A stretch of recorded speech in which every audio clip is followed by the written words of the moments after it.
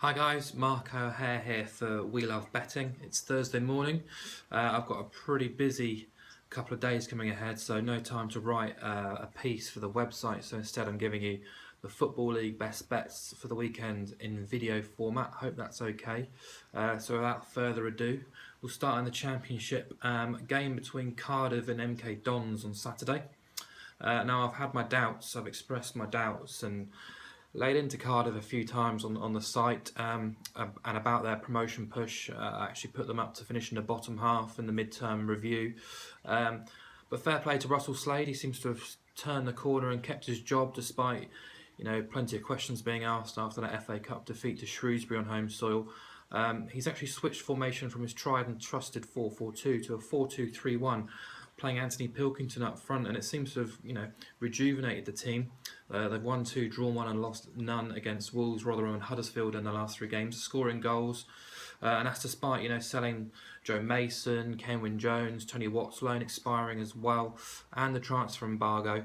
They have got an array of sort of quality midfield attacking players. Peter Whittingham, Pilkington, Craig Noon, Lex Immers, Sammy Amiobi. There's plenty of talent there. Pilkington's obviously playing up front, playing very well. Whittingham's back in form too, which is helping.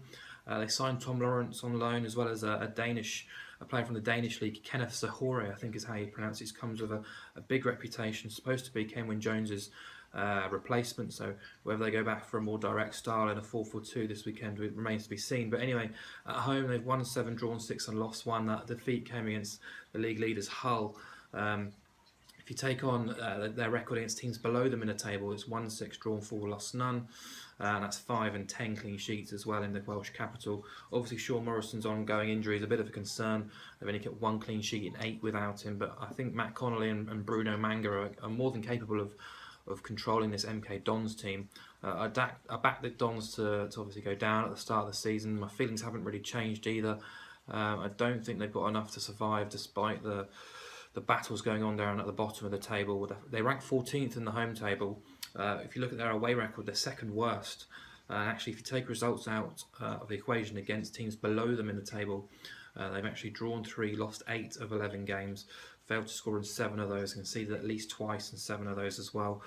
They're only averaging 2.57 shots on target a game and conceding 5.79 shots on target away from home as well. That gives them a shot on target ratio of just 31%, comfortably the division's worst. Lost 3-1 at Bolton in the last away game. Robinson likes to plead poverty, but he still brought in 5 new faces. I like his signings: Jake Forster-Caskey, Johnny Williams, J. Emmanuel Thomas, if he gets his attitude correct, Alex Ravel, brought back George Baldock from Oxford as well on loan. Can they all gel quickly enough? I'm not too sure this weekend. Cardiff are even money with William Hill, and I think that's a very good bet at a very decent price too. Moving on to League One, I don't really like opposing teams twice in a week, but I did with Swindon against Port Vale in midweek. They lost 1-0, despite Port Vale playing pretty poorly, below their standards anyway. They're away at Gillingham this weekend, and I'm sure you're well aware of my feelings towards Gillingham and Justin Edinburgh. Made real great strides under his stewardship. Serious contenders this season in the promotion mix. Paul Scally, their chairman, showed a real statement of intent as well, rejecting bids for centre-back John Egan and a record bid for Bradley Dack, believed to be around the 2 million mark. Managed to secure Dominic Samuel again to the end of the season, the striker. And as you well know, at Priestfield Stadium, they're absolutely outstanding. Since Edinburgh arrived, they won 15, drawn 4, and lost 3. There's 14 wins in the last 17 on home soil. Only Burton are the team to beat them. League leaders Burton at home this season 2. Nobody scored more than their 31 goals at home. They've got the 4th best home defence, 6 clean sheets and 14. Got a plus 19 goal difference at home as well. And they've also got the league's best shot conversion and shots on target conversion rate too. Swindon, I mentioned that midweek defeat. They had plenty of possession as usual, 64%. Didn't do too much with it. Fired their 5th blank in 14 away games, 7th away defeat as well. Did only have 1 fit centre back. And only 6 players on the bench as well, including a 16-year-old. Centre-backs Rafael Branco and Jordan Turnbull should be back this weekend, but top scorer Nicky Ojose still out of concussion. 8 players left in January. The squad's really thin. Most of those were loan players they brought into. Luke Williams, as the manager has confirmed, they want to sort of look towards the future with a few youth players and prospects too. So But going back to that away record against top half teams, lost 5 of 7, only scored 3 in those 7 games as well. Only 6 sides have had fewer shots on target than Swindon. Away from home, only Crewe and Blackpool have faced more shots on target, and their 39% share of the total shots on target in away games is pretty poor compared to the league average. Based purely on Gilliam's home stats under Justin Edinburgh, they should be around a 1 to 2 mark. They're actually 5 to 6 with Sky Bet, so they're in the book this weekend. Finally, into League Two, then Cambridge take on Dagenham and Redbridge. No denying the positive impact under Sean Derry for Cambridge. They've won 6, drawn 3 and lost 4 since he's taken charge. That's the 1.62 points per game average. And the goals per game ratio has also sort of taken a big boost as well. The U's are scoring on average 1.69 goals per game, conceding 1.31. No surprise then, but 9 of those 13 games under his tutelage have seen both teams to score. 8 have actually seen 3 or more goals as well. They've only kept 2 clean sheets, only fired blanks on 3 occasions as well. The good forms from him since he took over seemed to stall a little bit in January. They were winless in 2016, only scored twice in 4 games. Saw Barry Core out for the season as well, but they went away to Leyton Orient last week and won 3-1. An excellent display.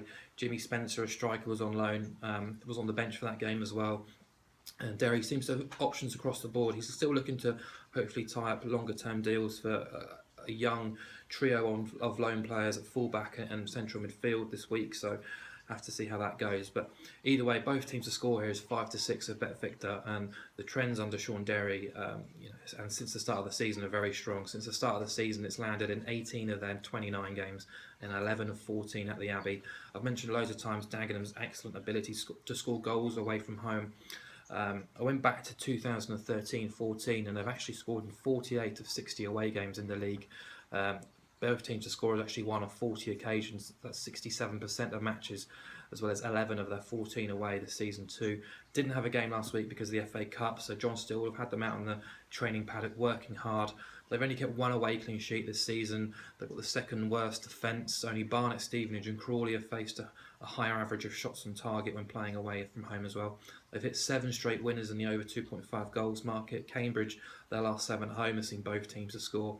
If you combine the 2 teams' home and away games for both teams to score, it's 22 winners from 28 games this season. So that's a percentage success rate of 79%. The implied odds of a 79% shot is actually around 1 to 4. We're getting 5 to 6 this weekend, thanks to Bet Victor. So that's the best bet for me in League Two.